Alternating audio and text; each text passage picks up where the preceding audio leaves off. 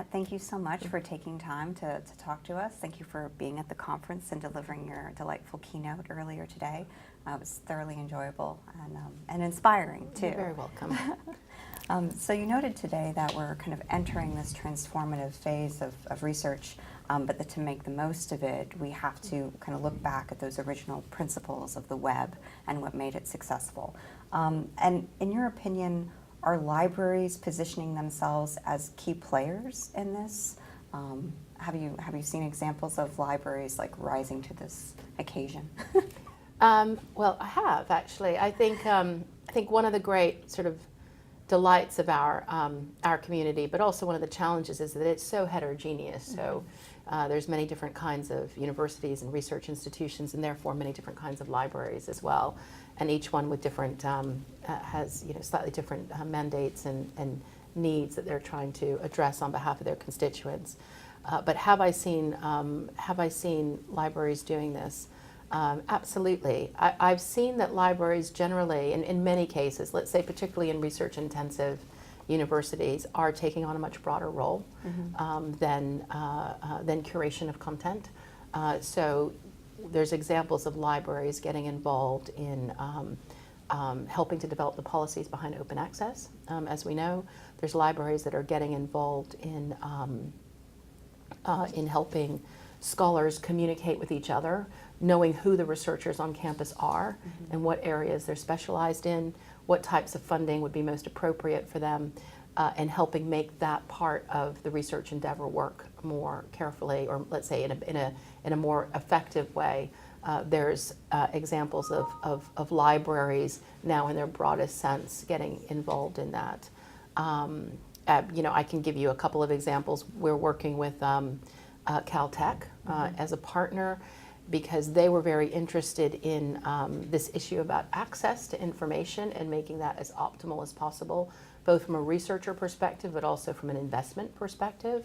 And so a tool like Copernio is really interesting in that regard, because it allows this seamless access to content. So they're getting directly involved with not just the curation of the content, but how can we make sure that our researchers have access to what we've acquired, but also other information that they should do. It's an active partnership with that involves a lot of time on their side and a lot of focus on our side, working together around some tricky issues around access and privacy. And so that's one example. There's another example that we're involved with last year. We were working with the Big Ten Alliance, because that group understood that in the present, but particularly also in the future, that access to huge amounts of data is going to be important. And we've worked with them to provide our data in a format that all their researchers can use it. And so they're now looking at the types of use cases that researchers will have for this type of citation information, because we get a lot of requests from researchers. We'd like to use your data in this way or that way. Well, they said, well, let's get ahead of that curve, really, and provide all of this data in a context and format with infrastructure around it, which would allow our researchers to really mine that in a really productive and effective way. So that's two examples. And I think if we look at sort of some of the developments that we see at the moment across the industry, whether it's ORCID or even going back to Crossref, or even some of the policies that are coming out of Europe at the moment around Plan S, whilst it may not be libraries in a traditional sense, but the broader scope of the library and what it's doing is definitely a voice that's part of that overall stakeholder group, depending on the institution or university. So it's a very active place right now. To put it another way, 20, 25 years ago, or even 10 years ago, there was a very defined sort of workflow across the research ecosystem. So you conduct experiments, you need to publish experiments, that needs to be disseminated and discovered, then that research is assessed and ultimately it's funded. And it was very clear who did what in that space. You had publishers who did the publishing piece, and you had librarians that were involved in curating that content and making it available to researchers. You had organizations like the Web of Science group that were abstracting and indexing, and everyone sort of had their place. And what's happened in the last few years driven in part by new technologies being available, barriers to entry lower, and indeed more constraints around things like budgets. So there's more that's possible to do, but it feels sometimes like there's less funding to be able to do that, and that's meant that all of us have had to explore different parts of that that process to say, well, where else can we add value with the expertise that we have? And I think that librarians are doing that alongside everyone else in the community. That's really good news to hear. Do you think there are maybe some untapped opportunities that libraries might have to add value either now or in the future to this configuration? I think that libraries and librarians, at the core, they really understand their scholars and their researchers better than many of us in the research ecosystem. And I think that taking that understanding and combining it with new technology gives librarians ways to think differently about what they do. Some libraries, in a traditional sense, but now in a modern sense, are even becoming publishers with platforms, and I know this because we get contacted around sort of peer review systems and how that could work and what we could do to support that. So the possibilities are really limitless, but I always think about it, what is at our core that we know best? And it seems to me that librarians know those researchers and scholars really, really well. And they also know the other stakeholders in the group and what they can and can't provide. And of course, they bring that great technical expertise around curation and knowing when a piece of information is relevant and important and knowing when it's not. And if you combine that with new technology, there's still much to be done. Awesome. Kind of switching gears a little bit. You were here 6 years ago to deliver a keynote. In those 6 years, kind of what has been the most surprising evolution? Clearly your role has changed dramatically since then, but what's kind of been the most, shocking development? Well, I alluded to this in the talk at the end. I think there has been a relentless push for scale along the industry and a lot of consolidation that's taking place. And I think that has been an ongoing trend, but it's picked up pace. And as we spoke earlier today, that doesn't always, there are benefits to that, but some of the most important qualities or characteristics that we need to be successful, which is to be creative, to be diverse, and to continuously think about the researcher or scholar and what they're trying to achieve in the first instance. That can sometimes be harder to do when things are scaled, because everything has to work in a very similar way, and yet research itself is so diverse. Right. So I think that's been one of the ongoing trends that really has picked up pace. There's been others that that we spend a lot of time thinking about in our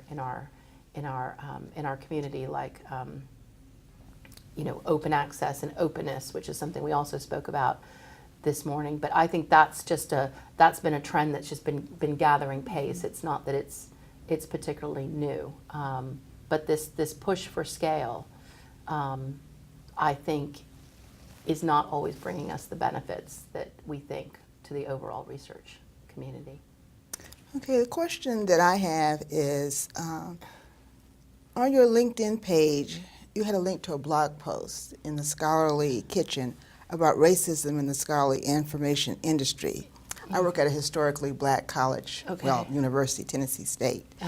And we have colleges of engineering, agricultural sciences, health sciences, life and physical sciences. What advice would you give graduates or our students in that area about opportunities for employment in the scholarly information industry? I would say that, and also drawing off my own experience, that a lot of what we're taught and what we learn in college or even going on to further degrees in research can be applied to the information industry. It can be applied to many industries, actually, beyond the actual field that we study. And to not be I think not to be so blinkered in the view that what you study is what you must then do. Because what we really learn at college or when we're doing our graduate research, what we really learn is critical thinking. To identify problems, to put together, to have a hypothesis, to put together ways to test that hypothesis, and ultimately answer those questions and move on to the next. And that sort of hypothesis-driven approach is one that I think works really incredibly well in our industry, but in business in general. I did an undergraduate degree in biochemistry and biophysics and did a PhD in cell biology. And I never went into publishing. That was, that's not actually how it happened. I did go straight into being an editor at Nature, which was for me like the most kind of wonderful extended journal club with travel and lots of really interesting and important researchers that I was able to interact with. It was fantastic. I never thought I was going into publishing. I didn't even really know what publishing was, even while I was an editor. I just thought I was working with scientists, and it was something I'd done in a way had already been doing as a researcher, and it was a way to carry that on. So I think that I think my advice would be to really hone those critical thinking skills and to think very broadly about how it's applied, and to not let this is something my mother used to say to me, to not let others define who you are, whether it's based on your race, whether it's based on what you've studied, where you live, who your parents are, but to define yourself. And that's a constant process of definition and redefinition that goes on. And there's a lot of opportunity in our industry. I think sometimes we don't make the best efforts to reach out to a diverse enough audience and bring new people in, which is something that is on us to do more of and to do better. Thank you. In your talk, you were asked about the journal impact factor. Yeah. Anthony asked you a question. And it brought to mind last year, I was on the university's tenure and promotion committee. Yeah. And we would go through the publications of the applicants, and then someone would quote their journal impact factor. For a particular article that they had published. Right.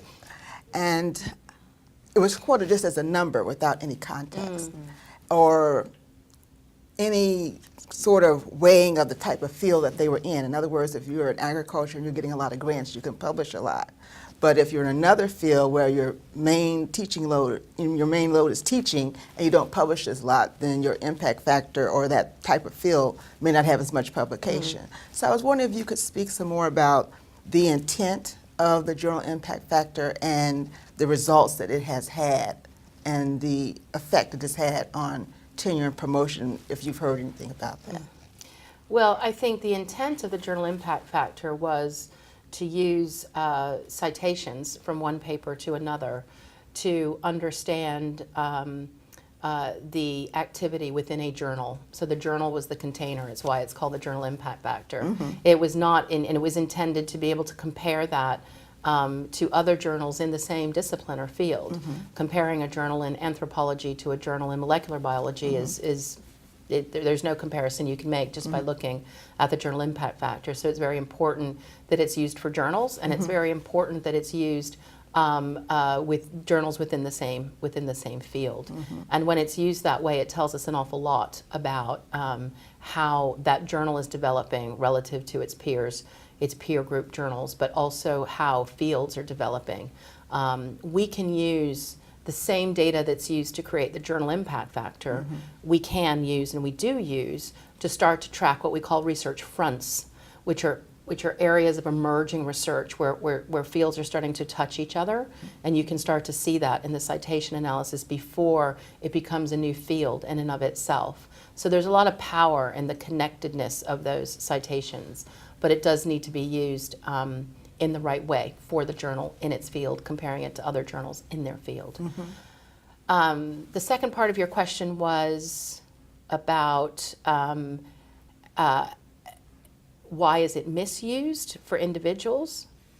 Well, how can it be how is it used or misused? Well, how is it misused? How is it misused? For faculty and when they're applying for tenure. I mean, I guess I'm trying to get at how does it impact, I'm using that word, faculty tenure and promotion. When it's misused. Right. Well, I think you can't take a metric like the journal impact factor, which was meant for journals in a particular field, and apply it to a person. It's clearly not the intent, and it doesn't tell you what it doesn't tell you about the impact of that particular person. One reason why it has become misused in some situations over time, I believe, is that first of all, it's one of its powers. It's really clear, like everyone kind of gets it, you know what it is, and a lot of times these indicators can get very, very complicated, but everybody does understand this one. And it goes back now for decades. There's a lot of historical data that you can compare it to. So to some extent, it's been standardized. That's one reason that it's also been misused. And I think that it's been misused because measuring the research impact of an individual is actually a really hard thing to do. If it was easy, then it would have been done already. What I would say about that, though, is that technology now, new types of technology, we can track a lot of different types of data, puts us collectively as an industry, but also Web of Science Group as a company, in a position to start creating much more sophisticated ways to look at the impact of research that's carried out. We can look at social indicators, we can look at economic indicators, we can start to create a more rounded view of the impact of a body of research or even a piece of research. That's all work that's happening not just in our organization but elsewhere, and I think we will see in the next coming few years different ways to use those types of indicators to measure impact. What I would say, though, is that just as we were talking about scale, and more is often just more, it's not necessarily better. I am very wary of a lot of new metrics and indicators coming in really, really quickly, whether they're ones that we're involved with or elsewhere. And I say that because it can be a bad metric or indicator can do an enormous amount of harm in our community, and so we should be very mindful about really being rigorous in how we test and how we introduce, and doing that in a very collaborative and informed way, and getting the balance right between needing to make progress, but also recognizing that just creating more is not necessarily going to be the answer. Journal impact factor is still with us, partly because it was so carefully thought through at the beginning. And it is so clear about what it is measuring, and now even more so because we've introduced more transparency to that. We need to apply those same levels of rigor to what we do going forward. So we can do more. It's sort of what I said in the talk today. We can do anything, but we can't do everything. So it's picking the anything that's really going to stand the test of time. That's what we're focused on. I really enjoyed your comment near the end of your talk today about the kind of untapped research potential, all the ideas that are still out there that people just might not, maybe they haven't been looking for or haven't been recognized yet. And that's just exhilarating to think of that future and that potential. But it also seems like a lot of that potential might be in those linkages. You address that interconnectivity between different disciplines. And I was wondering if you might be able to tell us a bit about how the work of your company might be supporting interdisciplinary research. Obviously, you have a science focus, but the social sciences and the humanities, they're also involved with a lot of research data, data that might actually help inform one another. So I was wondering if you had any comments about that. I do. I mean, I think interdisciplinarity is really, really important. And no more so than in the humanities and the social sciences, which is also an area that we're very, very focused on. One of the areas that ISI is looking at is the social sciences and the different kind of approaches you need there to actually understand and assess research. That is an area of focus for them because it's not it's not the same as necessarily, looking at citations in journal articles. There's many, many more different types of output. It's more expansive in some ways. It's more discursive. So that's an area of study that we are involved with that I think is really exciting. And I think one area that I mentioned earlier is this topic of research fronts. The research fronts have existed for a while. This is using citation data to map future areas of research endeavor. But we see through ISI the opportunity to do that with new technology in a really even more powerful way. So that's something that definitely watch this space because it is a focus that we're working on at the moment. It's been a little bit of a sort of a quiet endeavor, research fronts, over the years, but there's a huge wealth of information at looking at the trends as they begin to emerge. And not just by using machine intelligence to sort of pull concepts from papers, but it's also about looking at other indicators that we can see. And you actually, if you go back and test your hypotheses, you can see that by applying that approach 8 years ago, you could see that, say, CRISPR was going to be, an area of intense study. So that's quite exciting. That sort of the predictive analytics. Yeah. That's great, and that has so many Yeah. potential applications as well Yeah. for a lot of different stakeholders. Very exciting. Thank you. So we like to leave it open as well in case there's something maybe wasn't on our radar. But what kind of question would you ask yourself if you were in our position talking to you today? Well, that's a good one. What kind of question would I ask myself? I have one more question. Oh, I'm Oh, sorry. you have one more. You go ahead. That gives me a chance to think about it. Good for you. Go on then. Our rep, Michael, Yeah. was recently visiting with us, and he was telling us that since you had taken over as the leader for Web of Science, you had added Publons and Corporeal. And how's that going forward in scientific publishing? How does that move Web of Science Forward. beyond? Yeah, forward.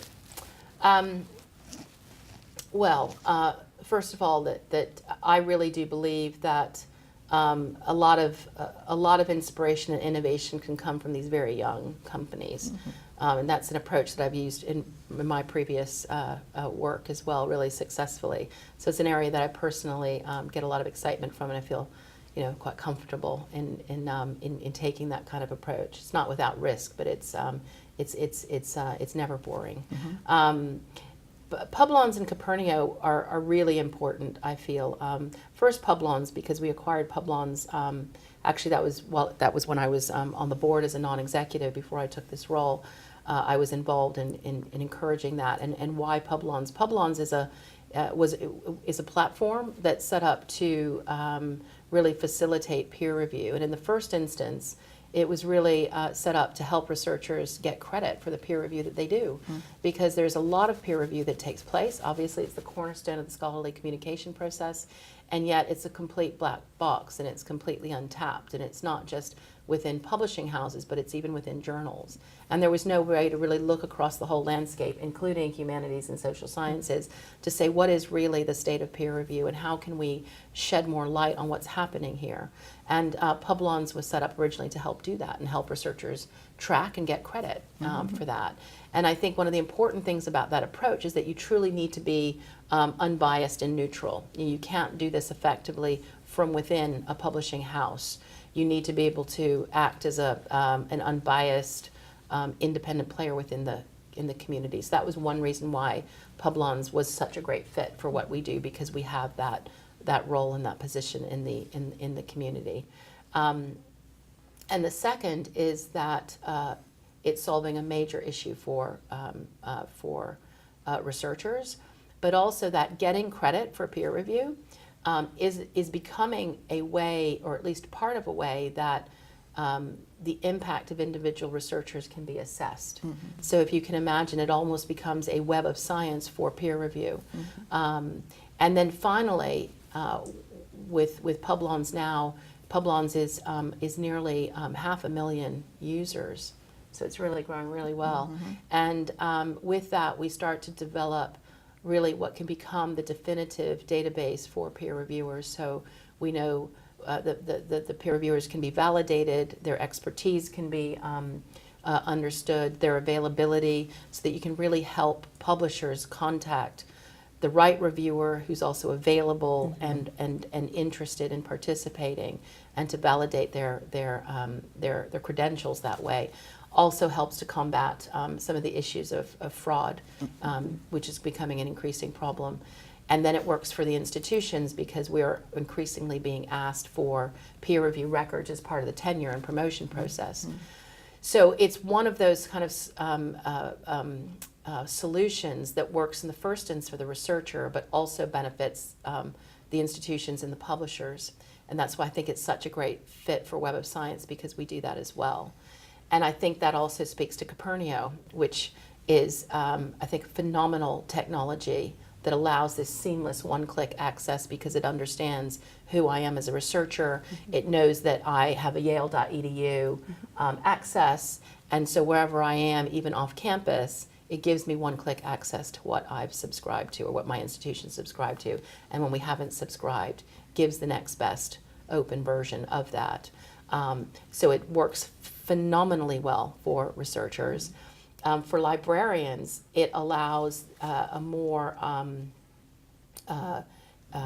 effective use of the resources that have been invested in, because we know that somewhere in the region of 30% of content access is happening off platform.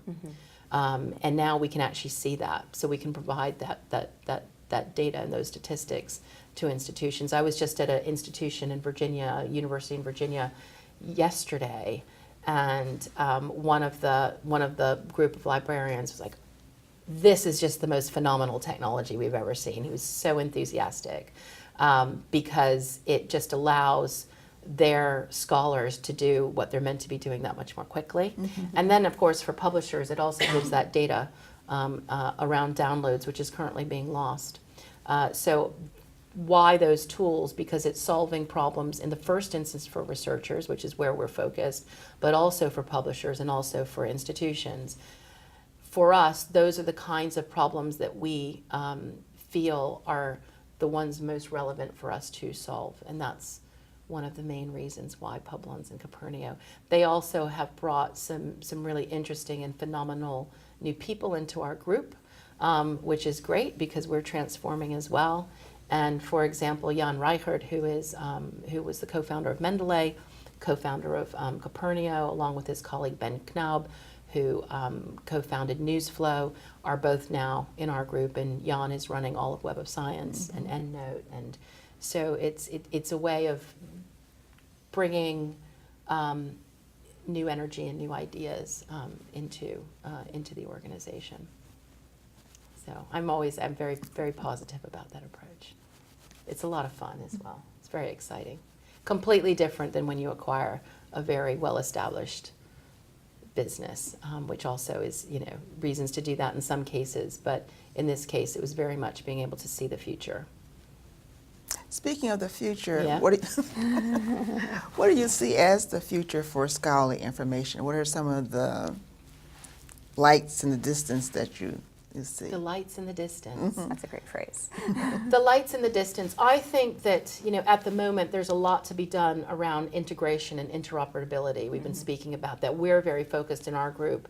Our individual products have been kept quite separate for many years. Scholar One peer review system has been quite separate from Web of Science and separate from EndNote, for example, the reference manager. So there's a lot of power to unlock by bringing those together and making them more interoperable and having the data flow between. One of the developments that you'll see over the course of this year is the ability to log in just once into all of these products, which seems very simple, but when they've been run separately, it's one of the first steps to creating a more integrated approach, that Web of Science is not just a product, it's a platform. And its value proposition is not just about cost per search. In fact, cost per search, in a way, will go up, because we're making search so much more effective that you're not having to search as much. And we're investing a huge amount into data science and machine learning to make those results more relevant. So that metric is actually working in the opposite direction. But what we will be able to share with you is a lot more insight about how users are managing their references, and when they're searching from references to link to another paper directly, we'll be able to give a lot more insight about all of the activity that's happening, whether it's around reference managers with EndNote, whether it's around peer review with Publons, or it's about the sort of content access statistics that we can glean from Copernio. It's a much richer value proposition, which I'm looking forward to sharing with everyone over the course of the next months and couple of years. So those are all things that need to happen, and there's a lot of power in that. But what's on the horizon, I think that it's very much around metadata, because metadata is that's sort of like the citations of this next golden age. Because with the metadata, we can understand, the collective we can understand the links between different types of information, and there's a lot of power in that metadata to be able to do that. But in order to do that, we'll need to introduce more standards. Things will need to be more open. But that's where I think we're going to be as a community focused, let's say, in the next 5 to 10 years. Okay. So very cool. It seems as well that research output is taking on more forms, not just like the traditional journal article. There was more like permutations for what Exactly. counts as research. Yeah. So I'm excited to hear that maybe metadata can help us more consistently describe these kinds of content and make them discoverable. Exactly, and- because if we don't have the metadata, then we can't discover them. Right, Yeah. right, and they just get left out of that picture entirely, and it has negative consequences. I can see. So it's very exciting. We do like to leave it open in case there's something that hasn't occurred to us. So what kind of question would you ask yourself if you were interviewing yourself today here in Charleston? If I were interviewing myself today in Charleston, I would ask the question about workflow and data and analytics. When I was here 6 years ago, I was actually speaking about workflow and data and analytics from the perspective of running a publishing house, and we were at the time making a lot of investments into that new area, and people thought that I was really quite mad, because why would you do that when you have a perfectly profitable, respected business with a great brand? Why do that? Why not just enjoy the position that you're in? And that was what I saw kind of in 5 years' time would be the area, 7 years' time to be the area to be in. So I was very confident about that. As I sit here today, I guess the question I would ask is now kind of everyone's cotton on to that. So everyone believes now that, oh yes, it is about workflow and data and analytics. The question I would ask, therefore, would be, what can we learn from the past to inform our thinking, that as we all look at this new area now in new ways with new technology, that we can manage that interest and develop it in a good way. Because once something becomes known to be important, or known to be the area that you all want to be in, sometimes there feels like there can be a free-for-all and everyone's piling in. Right. And there's some good that can come from it, but there's also risk. So I ask myself, what do we learn from the past that would let us now manage this golden age in the best way we possibly can? And if I would ask myself that, I would say that looking back on the last 3 decades or so of journal publishing, that we have achieved an awful lot in making more information more available to more users and researchers and scholars everywhere. I think what we haven't always done collectively as a community, as well as we could have done, was really to keep the needs of the researcher and the scholar first and foremost in our minds. And the needs of others have often crept into that. And when that happens, bad decisions can be made, and companies can lose their way. So I would, and I do try and keep that in mind, and I do keep that in mind as we think about how to develop in this area that is now workflow and data analytics, that it really has to be the needs of the researchers, the scholars, and research generally that's driving the decision making, because otherwise we will put our foot in the wrong place, and that has it's not like other industries where if you do that, it just has a consequence on your particular business. When we do the wrong things collectively in our industry, it has an impact on ultimately on research, which has an impact on learning and discovery. So what we do is really incredibly important. We have to be very mindful that it's not just about this quarter or next quarter. It's really for the long term, and that's what I would ask myself to make sure we keep it in mind. Yeah. Great question and subsequent answer.